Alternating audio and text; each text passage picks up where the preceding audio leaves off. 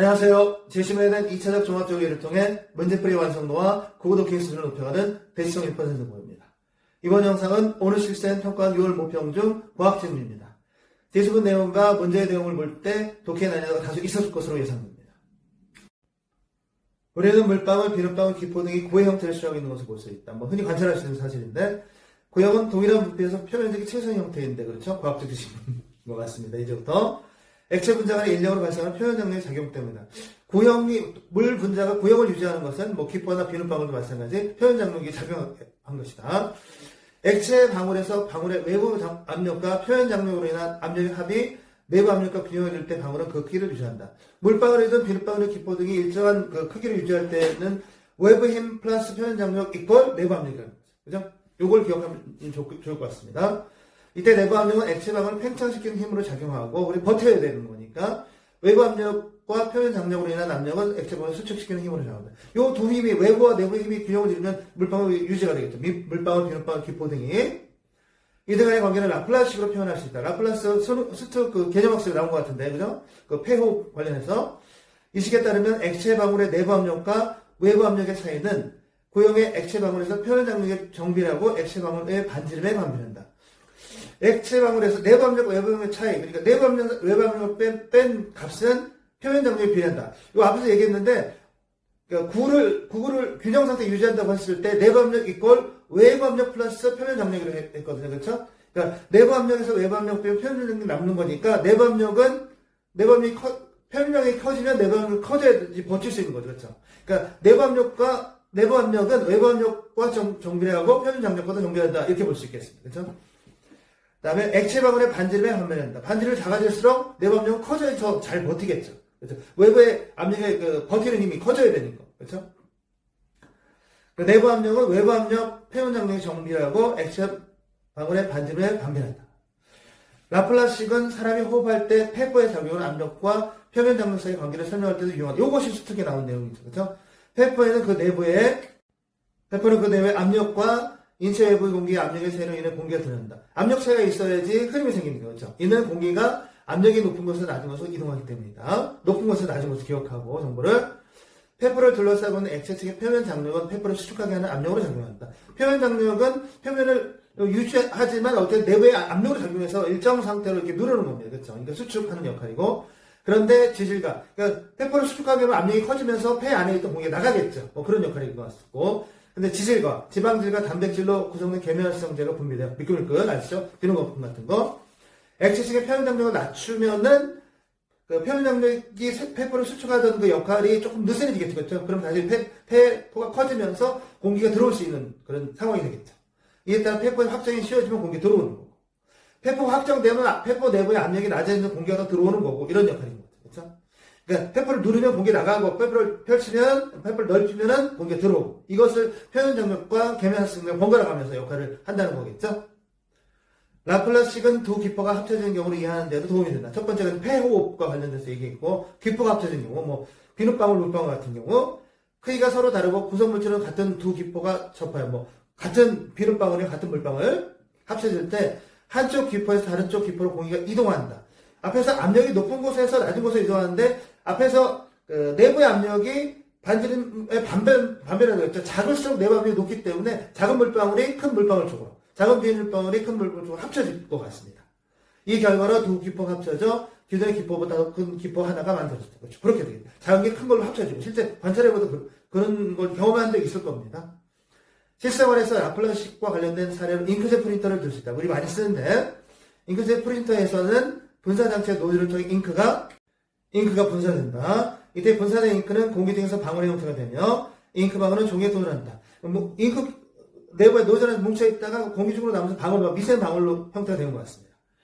라플라스식에서 알 수 있듯 이때 구형의 잉크 방울에서도 내부 압력은 외부 압력보다 높다. 이런 거 읽을 때 당황 안 되는 게 앞에서 라플라스식 뭐라고 그랬습니까? 어떤 구형이 크기를 일정하게 유지할 때 균형 상태라고 했거든요. 이때 내부 압력 이퀄 외부 압력 플러스 표면 장력 그랬습니다. 그렇죠? 그러면 내부 압력은 외부 압력에다 표면 장력을 더해야지 이꼴이 되니까 내부 압력은 외부 압력은 항상 높아야 되는 겁니다. 구형이라는 거. 그죠?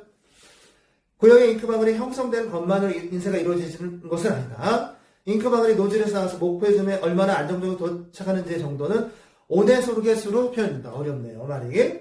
온해소르게수는 잉크의 점도, 표면 장력, 밀도와 잉크젯 프린터의 노즐 지름에 의해 결정됩니다. 여러 가지, 네 가지 요소가, 그렇죠?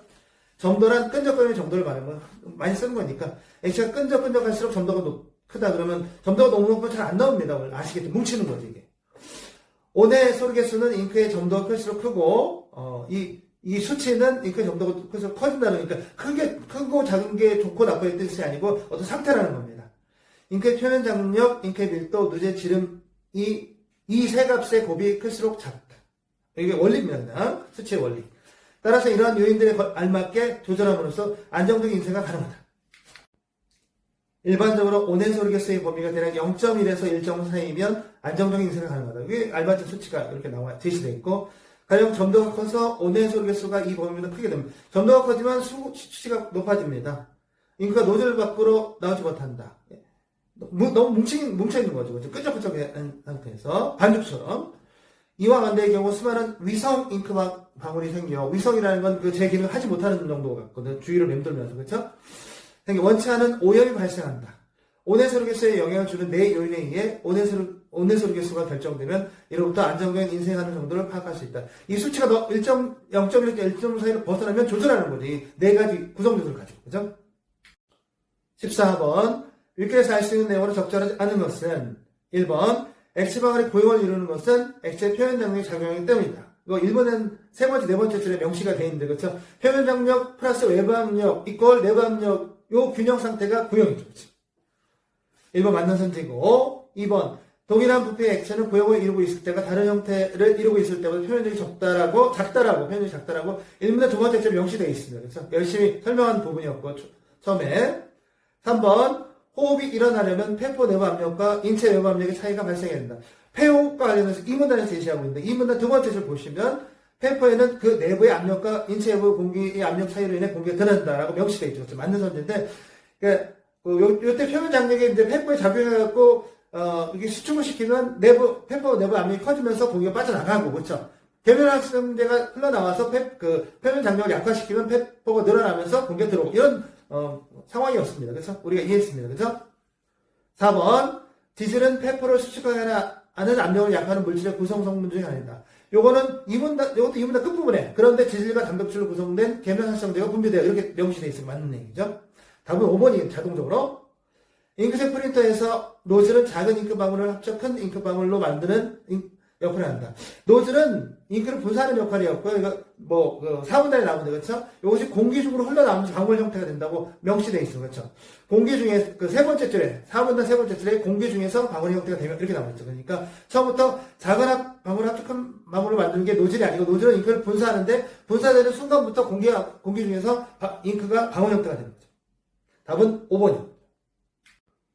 15번. 기억에 대해 이해한 내용으로 가장 적절한 것은, 기억은 3분단에서 두 기포가 합쳐져 기존의 기포보다 더 큰 기포 하나가 만들어진다. 빚으셔야겠네요. 1번. 기포 안의 공기는 큰 기포에서 작은 기포로 이동한다. 이게 맞는 짓이 되려면 큰 기포 내부의 압력이 크고 작은 기포 내부의 압력이 작아야 되는 거죠. 근데 앞에서 두 가지 내용이 나오는데, 구형이 유지되는 경우 크기가 내부 압력 이꼴 외부 압력 플러스 표면 장력 이어야 되고, 그렇죠? 내부 압력과 외부 압력의 차이는 표면 장력과 정비례하고 구형의 반지름과 반비례한다고 했습니다. 이거 종합하면 어떻게 돼? 결국 내부 압력은 단순화시키면 외부 압력과 정비례, 표면적과 정비례, 구형의 반지름과 반비례, 이렇게 우리가 결론 내릴 수 있거든요. 그러면 구형의 반지름이 작은 기포가 더 작죠. 그러니까 이쪽이 더 내부 압력이 크다고 할 수 있겠습니다. 그러면 내부 압력이 큰 작은 기포에서 큰 기포로 이동한다고 고쳐야 되겠죠. 2번. 작은 기포와는 달리 큰 기포에서는 표면 장력이 작용하지 않는다. 읽는 순간 말도 안 된다. 표면 장력 없으면 구형이 유지되지 않습니다. 그렇죠? 표면 장력 플러스 외부 압력 이꼴 내부 압력이 될 때 구형이 유지됩니다. 3번. 접해 있는 두 기포 간의 공기의 이동이 이루어지는 것은 두 기포 내부의 압력이 차이가 나기 때문이죠. 3분단은 폐호흡 얘기 때 나왔습니다. 4번. 새롭게 만들어진 기포의 내부와 외부의 압력 차이는 처음의 큰 기포의 내부와 외부의 압력 차이보다 작다 그랬는데, 맞는 주식이 되는데, 구형이 어떻게 돼요? 점점 작은 기포, 큰 기포, 만들어진 기포가 제일 크죠. 그럼 제일 큰 만들어진 기포의 반지름이 가장 길겠죠. 그렇죠? 앞에서 얘기했지만 내부 압력과 외부 압력 차이는 고용의 반지름과 반비례한다고 했습니다. 반지름이 길어지면 압력은 느슨해지고 작아지는 거죠. 4번이 정답이고 5번 처음에 두 기포와 달리 나중에 생성된 기포의 내부와 외부의 압력 차이는 표면 장력으로 인한 압력보다 크다. 이건 동일해야 됩니다. 앞에서 얘기했죠. 내부 압력 이꼴 외부 압력 플러스 표면 장력이라고 했죠. 그렇죠? 그럼 내부 압력에서 외부 압력 빼면 표면 장력이 남아야 됩니다. 그 수치만큼만 딱. 그렇죠? 정답은 4번입니다. 16번 윗글을 바탕으로 보기에 대해 탐구한 내용으로 가장 적절한 것은 3점 문항 이용학부 적용 문제 보기 봅니다. 잉크젯 프린터와 잉크를 구입한 직후 시험사와 문서 한 장을 인쇄했을 때 빨간색 잉크와 파란색 잉크 모두 안정적으로 출력되었다. 두 달이 지난 후에 다시 문서를 인쇄하니 빨간색 잉크가 노즐에서 나오지 않았다. 확인해보니 빨간색 잉크가 구입했을 때보다 더 끈적끈적해서 아까 점도가 높아지면 끈적해서 그 0.에서 1점 사이보다 더 높아진다고 했었죠. 그렇죠? 첨가제를 넣어 끈적거릴 정도를 조절해 다시 인쇄했다. 이 시점에 파란색 잉크는 구입했을 때와 사이가 없었다. 파란색 잉크는 두 달 지난 다음에 잘 나오네요. 점도가 높아지지 않았던 것 같습니다. 이후 3달이 더 지난 후에도 문서를 인쇄해 보았다. 단토 잉크를 내보낸 노즐은 모양과 크기가 동일하다. 1번 구입 당시의 빨간색 잉크의 온해수로 개수와 달리 구입 당시 파란색 잉크의 온해수로 개수는 대략 0.1에서 1.5가 있었겠고 구입 당시에는 빨간색도 파란색 잉크도 다 정상적인 인쇄가 됐으니까 빨간색 잉크의 온해수로 개수의 수치 범위도 0.1에서 1.5 사이에 있었겠죠. 안정적인 인쇄 범위. 고쳐야 되겠고 2번 빨간색 잉크에 첨가제를 넣어 인쇄가 문제없이 잘 이루어졌다면 첨가제를 넣어 잉크의 온해수가 더 작아진 것이겠죠. 온해수로 개수가 0.1에서 1.5 사이가 안정적인 인쇄인데 점도가 높아지면 이 수치가 높아진다고 했습니다. 부문에서 작아지는 로 고쳐야 되겠고 3번 파란색 잉크의 점도와 표현 장력을 유지한 채 밀도를 2배로 높이고 노즐의 지름을 반으로 줄인다면 파란색 잉크의 온해수로 개수는 변함이 없겠군. 요 표면 장력, 밀도, 노즐의 지름을 3가지 곱한다고 했거든요. 그렇죠? 근데 밀도는 곱하기 2가 되는데 노즐의 지름이 곱하기 2분의 1이 됐으니까 변함은 없겠죠. 당연히 수치가. 세임이니까 3번이 답이고 4번 구입 당시와 달리 2달이 지난 후 파란 잉크의 온해수로 개수는 인쇄의 적정 범위를 벗어나지 않고 정상적인 인쇄가 가능하다고 했고 빨간색 문제가 생겼다고 그랬습니다. 그죠? 5번 구입 후 5달이 지났을 때 파란색 잉크가 구입할 당시의 밀도와 표현 장력은 변하지 않았으나 더 끈적거리는 성질로 변화했다면 잘 안 나오겠죠. 노즐에서 파란색 위성 잉크 방울이 생성될 수 있겠고 위성 잉크 방울은 점도가 아주 떨어졌을 때, 그러니까 묽어졌을 때 나오는 거라고 반대의 경우, 그러니까 점도가 높았을 때보다 와는 상반된 경우, 그러니까 점도가 너무 약해져갖고 잉크 색깔이 잘 안 나오고 물 색깔이 많을 때, 이럴 때 위성 잉크 방울이 생성된다고 본문에 나와 있습니다. 답은 3번이 되겠습니다. 안녕하세요. 자, 오늘 실시된 유형적 종합정리를 통해 문제 풀이 완성도와 문제 확인해 고도 보겠습니다. 기술을 높여가는 여러분 재심을 때 기본 원리, 국어 재심의 이번 기본 영상은 영상은 오늘 실시된 이해 평가 6월 모평 중 기억하시면 됩니다. 기억한 다음에 계속은 내용과 여기에서 문제의 종합하라고 종합을 제가 때 얘기했죠. 좋게 나뉘어 다시 여기서 종합해 두어야지만이 라플라스식이 뭔지 이해할 수 있는 거고 제 대한 2차적 종합정리를 통해 문제풀이 완성도와 표현적인 힘의 고도 관계 기술을 우리가 높여가는 이해하고 문제 문제 적용해서 바로바로 풀 수가 있어요. 이번 영상은 오늘 시간을 실시된 지체하지 평가 않고 6월 모평 중 기술을 이해하고 종합 종합해서 계속은 계속은 내용과 내용과 문제의 내용을 볼때